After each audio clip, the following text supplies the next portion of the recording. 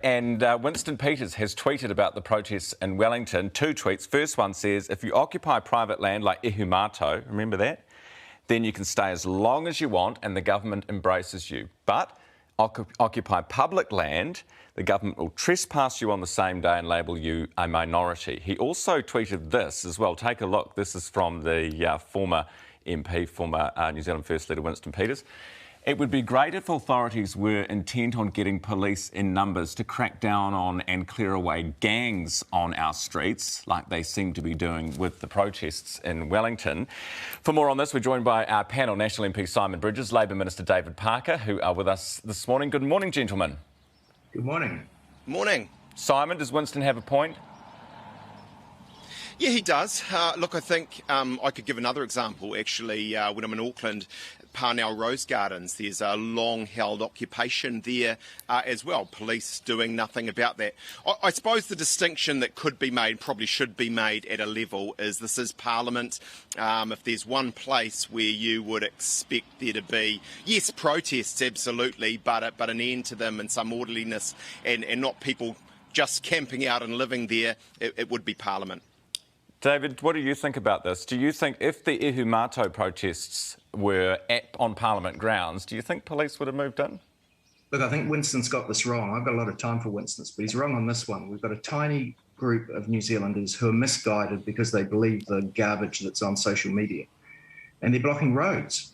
None of those other instances you had blocking of roads. You've got people that are stopping the local businesses opening.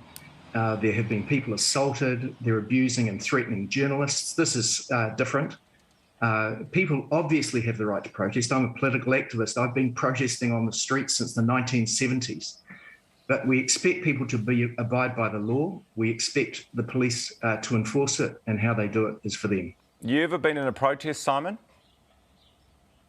Yes, around the campaign finance laws that I think David may have had a hand in 2007-8 is one I remember. I felt very strongly about that. I go along with David at a level. I mean, there is definitely a rent-a-crowd aspect to this, right? They believe in anti-vax, anti-mandate, but there's also a sense of kind of everything but the kitchen sink, a whole lot of random people who've just come along for the ride. So some people who have some valid views, but there's also a real extremism there and violence and the like, which you don't want to be associated with, and no one wants to be associated with, except Maureen Pugh, it seems. Maybe you were right, Simon, when you called her, quote, effing useless. Look, Maureen's a valued colleague. She acknowledges she didn't have all the information and she corrected it quickly. OK. David's getting a good smile out of that one.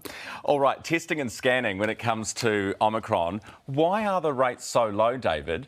Could it be because you guys are running this whole response based on modelling that your own ministers, including Little and Hipkins, have said they're sceptical about? Look, it would be great if we don't have Omicron going through the community at the rates that are predicted will occur. That would be a fantastic outcome. But we can't be sure of that. We're ready for any circumstance, as ready as anyone can be. The rates of testing, we've got the testing capacity. People aren't getting tested because they're not feeling unwell. The message that we continue to give is if people have got COVID-like symptoms, they should get tested so that we can control the spread and make sure that our hospital system's not overrun. It's going really well so far. And we've had a fantastic COVID-free summer. Yeah, well, unless you're in a restaurant or a cafe this morning, they say that the spending is down 30%. That's year on year, so that's probably, double that if you take into account pre-COVID. Paul Dave from Machete Coffee says the day after the move to the red traffic light system, we had an immediate 75% decline in revenue, Simon.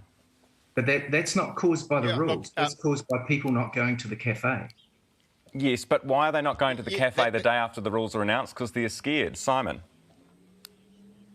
Exactly. And, it's bad for our economy, especially bad for our way of life. In the end, I mean, I think we all know, maybe other than David and Jacinda and Grant Robertson, the story. We've had a stroll out over the last year and a half or so.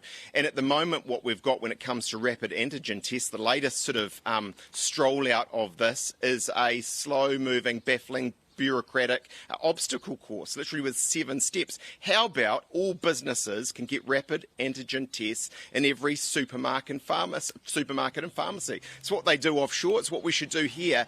That would be part of ensuring, to your point, Ryan, actually businesses were open, people were out and about, and there was a confidence rather than sort of the fear that I think still too many have, and the government has some of the blame for that. All right, we have to leave it there, guys. I'm very, very sorry. We will see you next Friday. National MP Simon Bridges and Labour Minister David Parker joining us this morning.